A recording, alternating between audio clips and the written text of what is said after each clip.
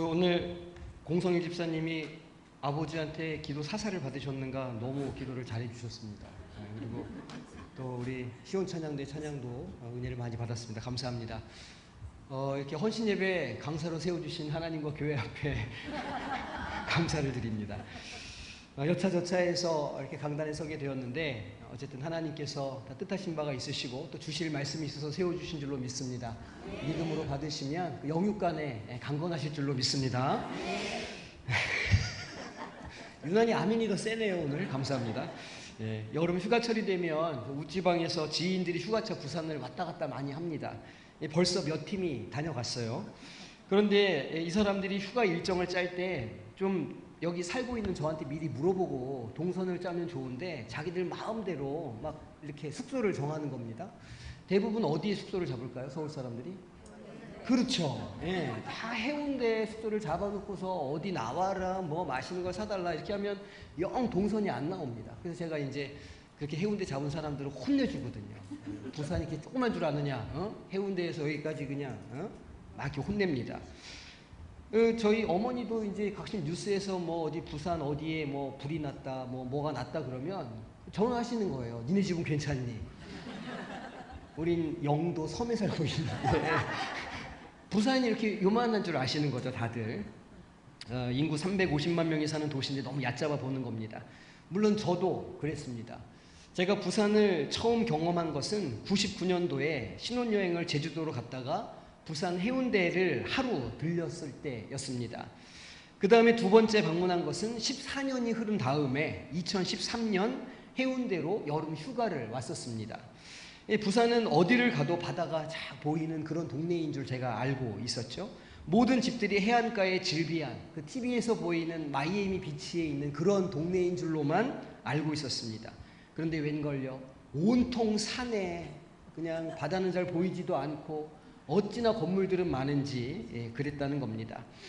제가 2013년 겨울에 사역지를 부산으로 정했을 때 친구들과 동기들이 저를 뜯어 말렸습니다. 도대체 그 시골에 가서 뭘 하려고 그러느냐. 시골이라니요, 시골. 이제 지금 제가 살아보니까 그 얼마나 서울 사람들이 교만한가. 이 서울 촌 사람들이 진짜 아무것도 모르는구나. 이제 제가 그런 생각을 하게 되는 겁니다. 우리나라가 얼마나 서울 중심적인 나라인가 다 아시죠? 다른 데는 다 시골이라고 그 사람들 생각을 이렇게 하는 겁니다. 서울에 있는 목사님들 웬만해서는 지역교회로 내려오려고 하지 않죠. 목사님들만 그런 건 아닙니다. 학생들도 서울 벗어난 대학교 가면 큰일 나는 것으로 그렇게 생각합니다. 인서울 하려고 얼마나 애를 쓰는지 몰라요. 사실 그 서울에 대한 로망은 여기에도 있죠. 사람은 서울로 보내야 된다. 그런 속담이 있는 것처럼 학교도 서울로 보내고 직장도 서울로 가려고 하죠. 그 마음은 10분 이해합니다. 중심부, 주류를 향한 욕망은 누구에게나 있기 때문입니다. 사실 우리 모두는 그런 욕망을 가지고 살아가는 존재들입니다. 메슬로우의 욕구 이론에 따르면 의식주가 대략적으로 충족이 된 다음에 소속의 욕구를 가지게 된다. 이제 이렇게 말씀합니다. 서울 사람들이 왜 지역으로 나가기를 두려워할까? 한국 사회에서는 서울이라고 하는 것이 하나의 이력이 될 만큼 힘을 가지고 있기 때문입니다. 본적이 서울이고 주거지가 서울이고 서울에서 학교를 나오고 서울에서 직장을 다니는 것이 일종의 어떤 권력이라 그렇게 이제 생각을 하기 때문인 것이죠.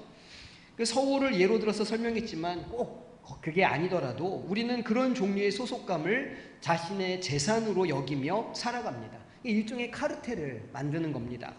가장 흔한 카르텔이 고향입니다. 경상도만 해도 경상, 전라 구분하고 PK, TK 구분하고 통영, 거제 이렇게 구분하면서 살아가는 것이죠. 그 다음에 이제 학교를 따져봅니다. 어디 중학교를 졸업했는지, 고등학교는 어디를 나왔는지, 대학교는 어디 출신인지 이렇게 자기를 이렇게 맞춰보는 거예요. 그것도 안 된다. 그러면 이제 뭘 맞춰보냐면 성과 본을 맞춰봅니다. 어디 김씨냐, 본이 어디냐, 무슨 파냐 이렇게 말씀하시는 거예요. 저는 어디이시라고요? 네, 전주이씨. 무슨 파라고요? 양녕공파. 몇 대 손이라고요?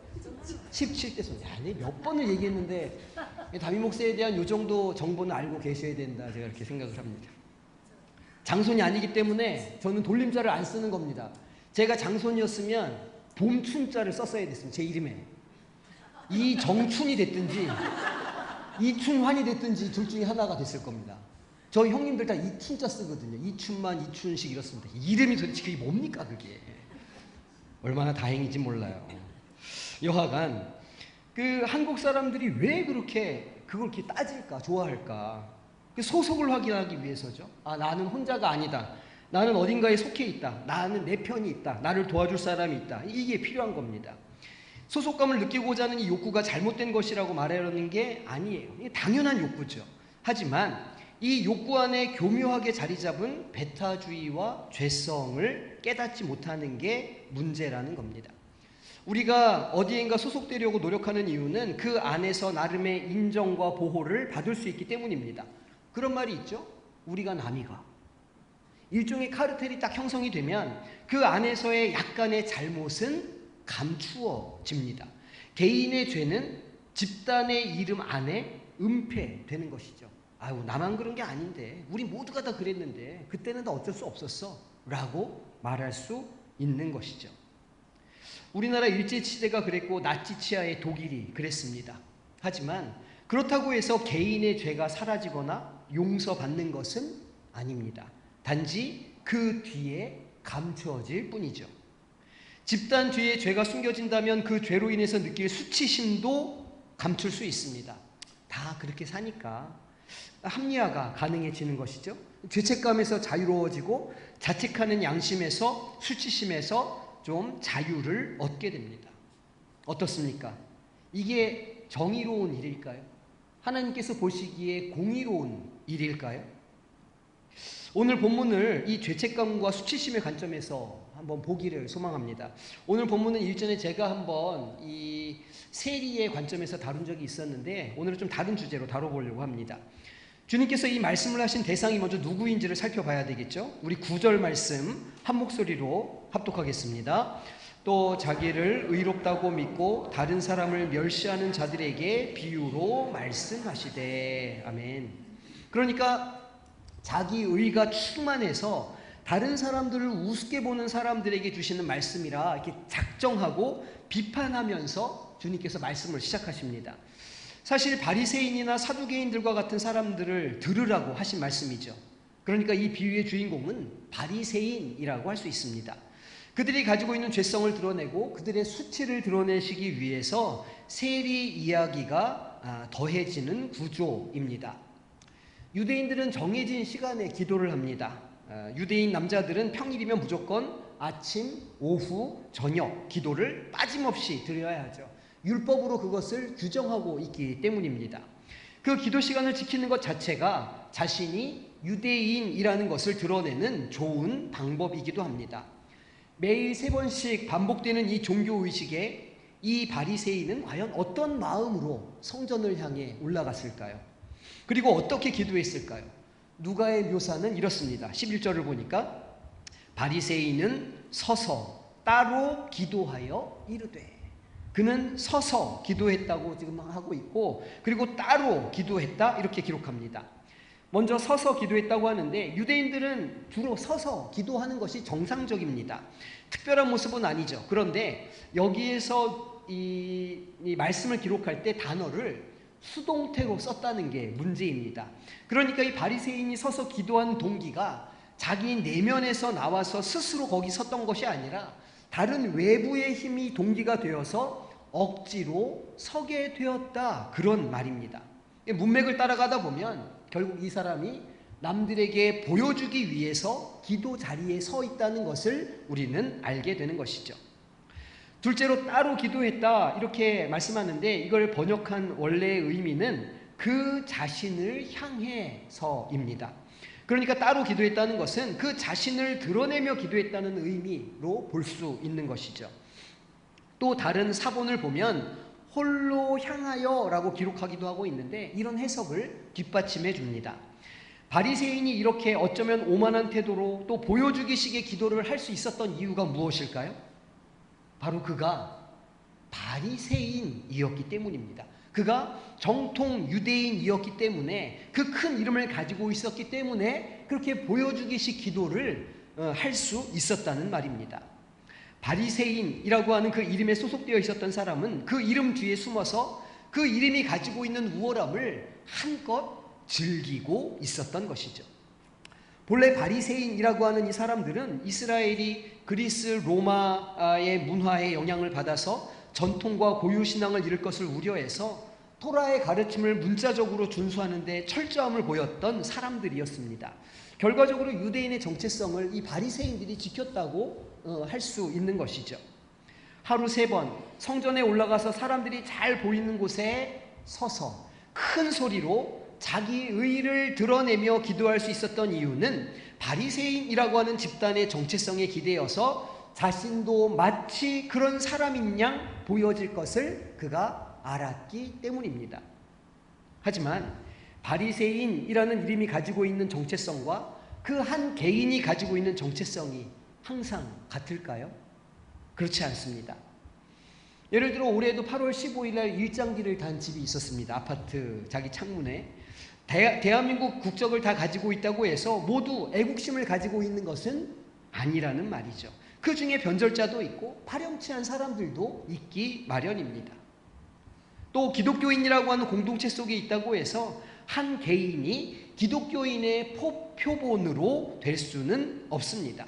기독교인이라고 하는 상식적인 집단의 모습은 사랑, 용서, 선함 이런 것들이 있겠지만 그러나 그 안에 있는 어떤 한 개인은 사랑보다는 증오를, 용서보다는 판단을, 착하기보다는 악할 수도 있기 때문입니다. 맞습니다. 한 개인으로서의 그와 바리새인으로서의 그는 서로 다른 존재였다는 것이죠. 이 한 개인이 바리새인이라는 이름으로 감춘 것이 있었습니다. 그게 무엇일까요? 그것을 이 사람이 자기 입으로 토설합니다. 우리 11절 말씀 함께 합독하겠습니다. 바리새인은 서서 따로 기도하여 이르되 하나님이여 나는 다른 사람들 곧 토색, 불의, 간음을 하는 자들과 같지 아니하고 이 세리와도 같지 아니함을 감사하나이다. 지금 이 바리새인은 나는 다른 사람들과 다릅니다. 이렇게 지금 주장하고 있습니다. 죄인들의 무리에 섞인 사람이 저는 아닙니다. 말하고 있죠. 나는 거룩하게 구별된 자들에 속해 있는 사람입니다. 라고 주장하고 있습니다. 그러면서 자신이 섞여 있지 않은 사람들이 어떤 사람인지를 열거하죠. 토색한다는 것은 강도, 사기꾼이라는 뜻입니다. 그러니까 탐욕스러운 사람을 뜻하는 것이죠. 자기는 탐욕스러운 사람이 아니라 이렇게 지금 말하고 있는 겁니다. 또 불의를 저지르지 않는다 말합니다. 실은 세리를 빗대서 자신의 레벨과 세리의 레벨이 다르다고 지금 말하고 있는 것이죠. 그 세리는 사기꾼이고 불의를 저지르며 간음하는 사람이라고 지금 정의하고 있습니다. 세리라고 하는 인간 종류는 도무지 거룩할 수 없는 바리새인과는 완전히 다른 사람이라고 판단하는 것이죠.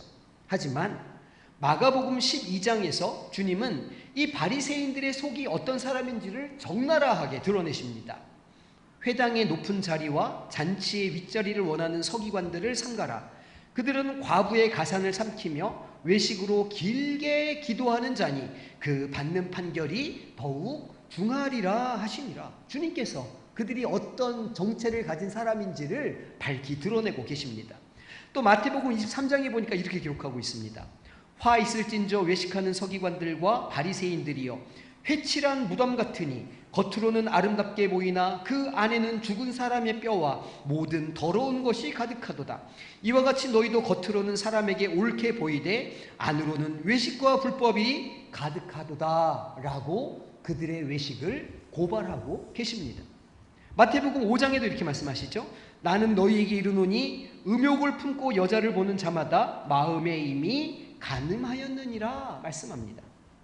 마치 간음한 여인을 향해서 돌을 들고 있었던 사람들이 함께 돌을 든 자들, 그러니까 내가 율법을 지키는 사람들이라고 말하던 그 사람들에게 섞여서 자신의 음란함을 감춘 것과 마찬가지라 할 수 있는 겁니다. 이렇게 바리새인이라는 이름 뒤에 숨어서 자신의 죄를 은폐하는 사람들에게 나타나는 증상이 있습니다. 그게 무엇일까요?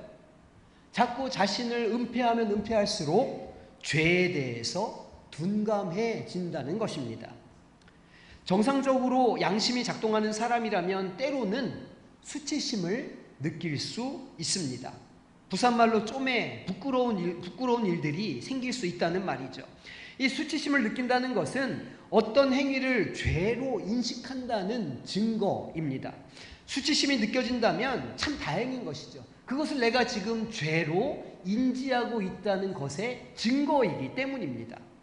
이것이 잘못된 일이며 고치고 용서받아야 하는 일이라는 것을 알 때 수치심을 느끼게 되는 것이죠.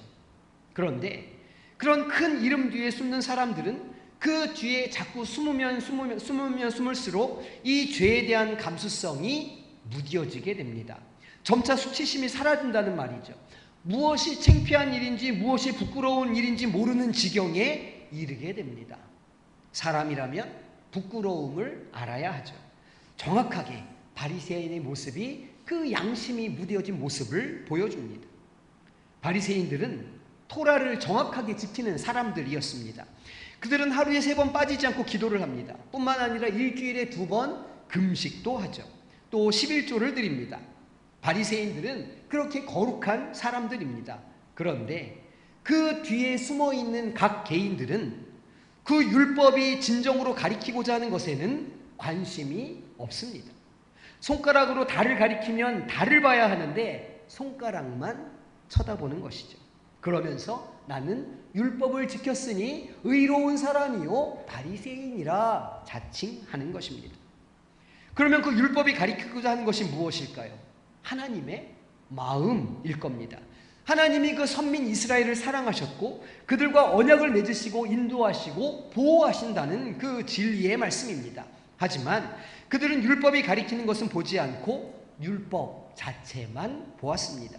그러면서 자기 자신들은 의롭다고 하는 착각에 빠지는 것이죠.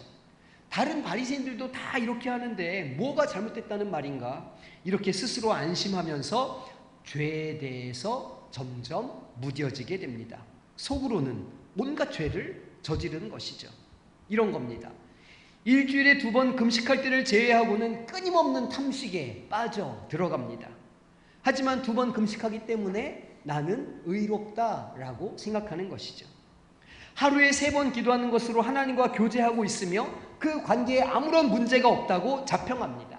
하지만 기도 시간을 제외한 나머지 시간에는 자신의 탐욕을 채우기 위해 시간을 다 소비합니다. 10의 1조를 들여놓고는 나머지 10의 9에 해당하는 재물을 자신의 욕망을 위해서 죄를 고려하지 않은 채 다 써버립니다. 곡간 안에 곡식을 쌓아놓고는 또 다른 곡간을 만드는 탐심을 부리는 것이죠. 이렇게 율법을 지키는 게 무슨 소용이 있겠습니까? 요즘 우리 시대에 우리의 언어로 다시 한번 바꿔보겠습니다. 매 주일 예배를 빠지지 않고 드리면 믿음이 좋다고 말할 수 있죠. 매달 11조를 빼지 않고 하나님께 드리면 믿음이 좋다고 말합니다.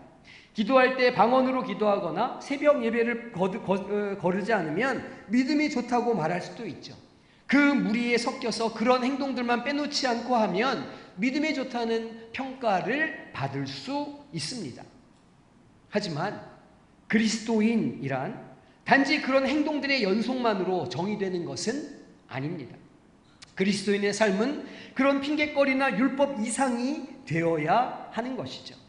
하지만 많은 그리스도인들은 교회 집사나 권사나 장로나 목사라고 하는 그 이름 뒤에 숨어서 개인의 죄를 감추기를 원합니다. 시기와 질투, 미움, 다툼, 음행, 호색, 우상숭배 등등 수많은 죄를 범하면서 그리스도인이라는 이름 뒤에 자신을 숨기며 수치심에 점점 무뎌지는 것입니다. 하지만 신앙생활은 그런 것이 아니죠. 그건 믿음이 좋은 게 아니라 간사한 겁니다. 갈라디아서 6장 3절에서는 이렇게 도전합니다. 만일 누가 아무것도 되지 못하고 된 줄로 생각하면 스스로 속임이니라. 야고보서는 우리에게 또 이렇게 말합니다. 누구든지 스스로 경건하다 생각하며 자기 혀에 재갈 물리지 아니하고 자기 마음을 속이면 이 사람의 경건은 헛것이라. 오늘 우리의 삶에서 혹은 어제 지난 한 주간의 삶에서 수치심을 느껴보신 적이 있으십니까? 진정한 수치심을 느껴보신 적이 언제인지 기억이 나십니까? 수치심은 양심의 바로미터입니다. 수치심을 경험하는 사람만이 은혜를 경험할 수 있죠. 수치심을 가진 사람만이 십자가를 붙잡을 수 있습니다. 이 바리새인의 문제가 무엇입니까? 그 이름 뒤에 숨어서 수치심을 잃어버렸다는 데 있습니다. 수치심을 마음의 고통 혹은 자책이라고 표현할 수도 있을 것입니다. 성경에 등장하는 문둥병이 무엇인지 아마 잘 아실 겁니다. 지금은 이 병을 한센병이라 우리가 그렇게 부르죠. 참으로 무서운 이 병은 사실은 고통을 느끼지 못하는 질병입니다. 오늘날의 사회에서는 고통을 느끼지 않기 위해서 온갖 방법을 다 시도합니다. 머리가 아프면 두통약 먹고, 장이 아프면 위장약, 소화제 먹습니다. 어디 조금만 아프면 파스를 바르고 여기저기 병원을 찾아다닙니다. 고통을 매우 싫어하는 사회를 살고 있죠. 제발 고통이 없는 세상을 만들어 보자고 복지 시스템을 강화하고 자존감과 자긍심을 높이는 강연을 듣습니다. 이 모든 현대인들의 노력이 고통을 피하고자 하는 데 있는 것이죠. 그런데 이 고통을 느끼지 못하는 것이 심각한 병이 된다는 겁니다. 왜 그렇습니까? 이 한센병은 감각이 없는 게 아닙니다. 감각이 다 살아 있습니다. 그런데 아픔이라고 하는 고통만을 느끼지 못할 뿐입니다. 아픔을 느끼지 못한다는 것, 고통을 느끼지 못한다는 것은 곧 자기 몸을 방어할 수 있는 능력이 없다는 뜻이기도 합니다. 신발 속에 조그만 돌조각 하나가 들어가면 얼마나 발이 아픕니까? 하지만 한센병 환자들은 이것을 고통으로 느끼지 못합니다. 그래서 하루 종일 그 작은 돌멩이를 밟고 다니는 것이죠. 나중에 그 발이 어떻게 될까요? 피투성이가 되는 겁니다. 선천적으로 이 병을 가지고 태어나는 어린이들은 어린 시절 대부분 손가락이 다 떨어져 나갑니다. 유아 시절 손가락을 물고 빨며 하며 크는데 고통을 느끼지 못하기 때문에 자기 입으로 다 그것을 으깨기 때문입니다. 정확하게 수치심이 그런 기능을 합니다. 수치심이 제대로 작동해야 우리가 은혜를 알고 죄를 인지하고 하나님께 나아가고 십자가를 붙잡으려는 열망이 생기게 되는 것이죠. 수치심을 느끼는 양심의 기능이 망가지면 그것으로 신앙생활은 끝나게 됩니다. 죄를 깨닫지 못하고 죄를 회개하지 않기 때문입니다. 양심의 기능이 왜 망가지고 무뎌진다고 말씀드렸습니까? 그 큰 이름 뒤에 숨기 때문이라 말씀드렸습니다.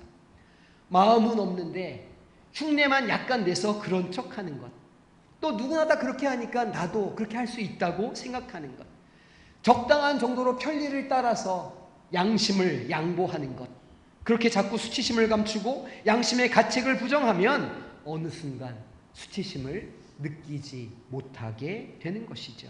그러면 신앙생활이 아주 편해집니다. 안락한 신앙생활, 십자가 없는 믿음, 회개하지 않는 죄인, 무뎌진 양심, 그게 바리새인이고 혹시 오늘 우리의 모습은 아닌가 생각해 보셔야 합니다. 주님께서는 이 비유를 통해서 그 수치심을 깨닫기를 원하십니다.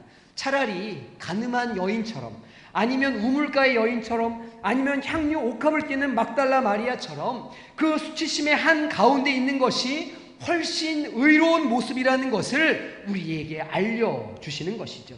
그래서 우리에게 그런 사람, 수치심으로 가득한 사람, 양심의 찔림으로 숨조차 제대로 쉬지 못하는 한 사람을 바로 소개하시는 겁니다. 바로 세리입니다. 세리는 한마디로 나쁜 놈입니다. 매국노죠. 조국을 팔아먹는 사람입니다. 세리는 창기와 비교되는 제일 밑바닥 인생입니다. 더 이상 나빠질 게 없는 그런 인간 취급도 받지 못하는 사람들이었습니다.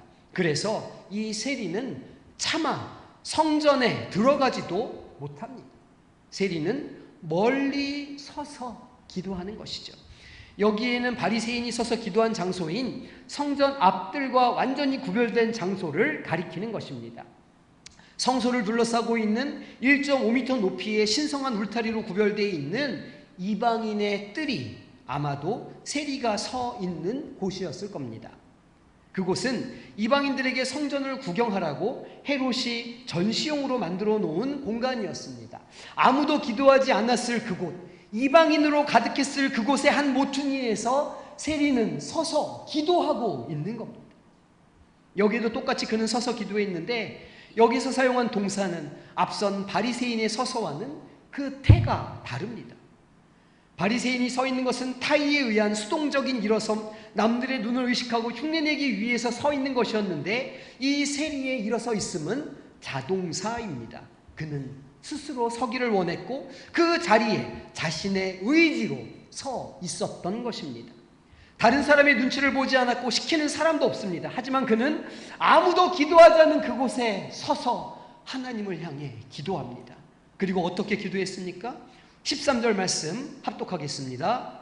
세리는 멀리 서서 감히 눈을 들어 하늘을 쳐다보지도 못하고 다만 가슴을 치며 이르되.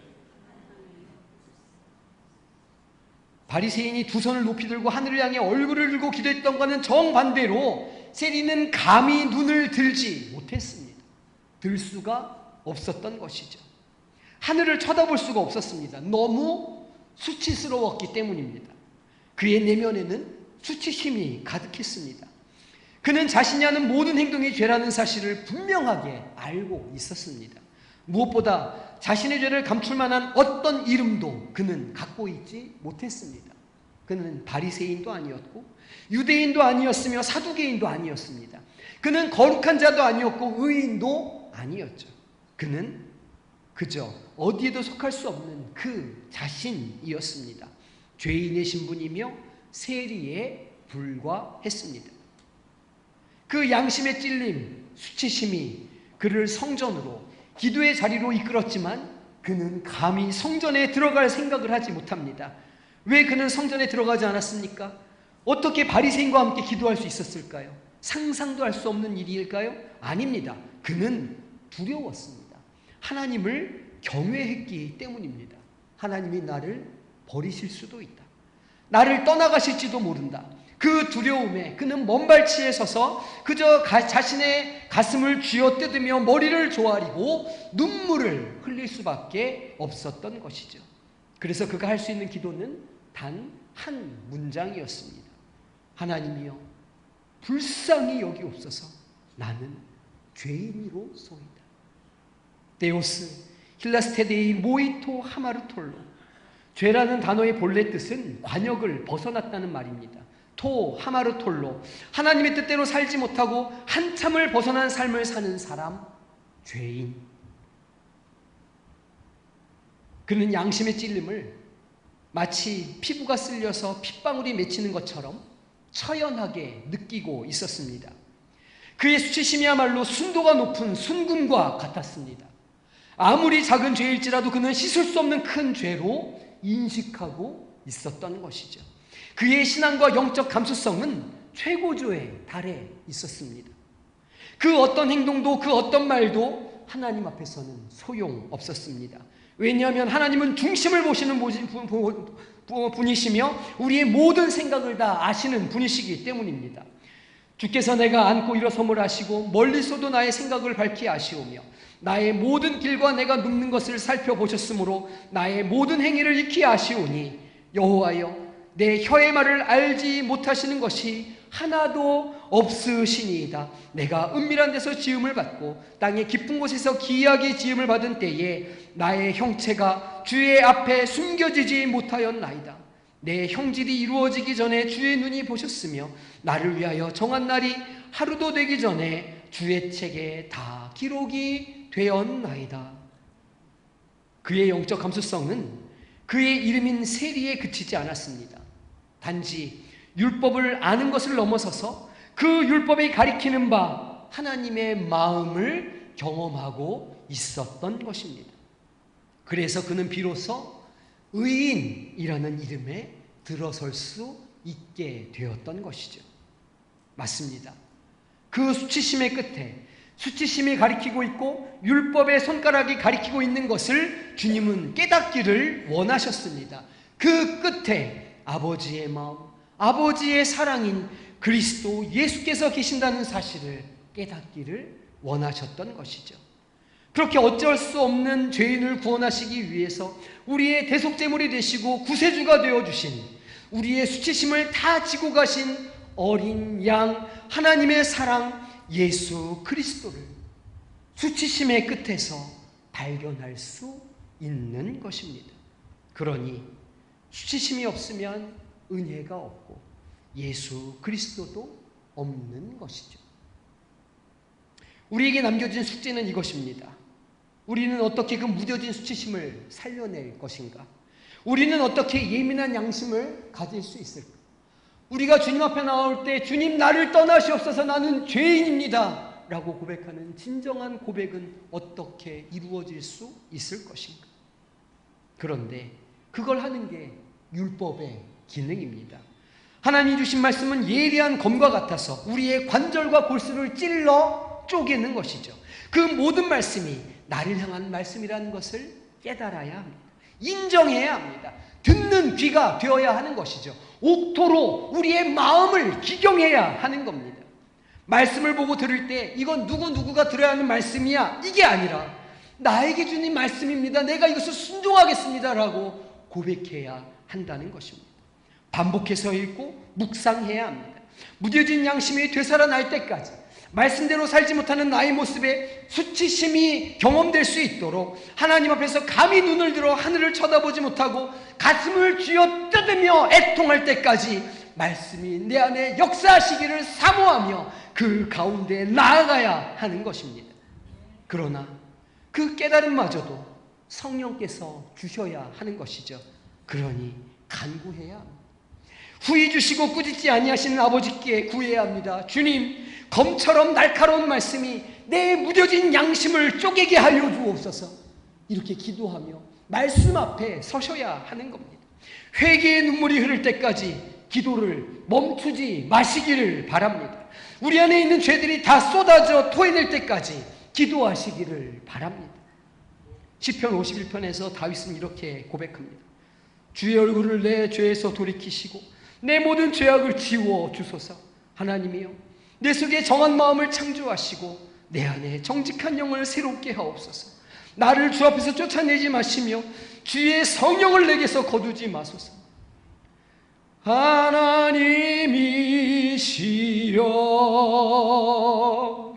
내 안에 정한 마음을 창조하시고 내 안에 정직한 영을 주사 새롭게 하옵소서.